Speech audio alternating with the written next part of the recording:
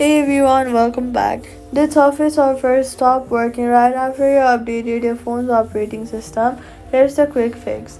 First, restart your iPhone completely. Hold the side button and volume down at the same time. Slide to power off. Wait 30 seconds, then turn it back on. Operating system updates.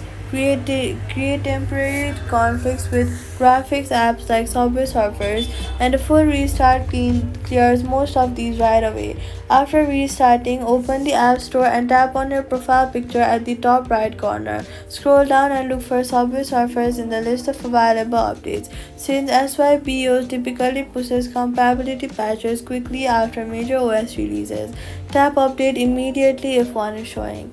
If there is no update yet and Subway Surfers is still in broken, then go to your settings, go to General, then go to iPhone storage, find Subway Surfers to the list of apps, tap on it, and then tap Offload app.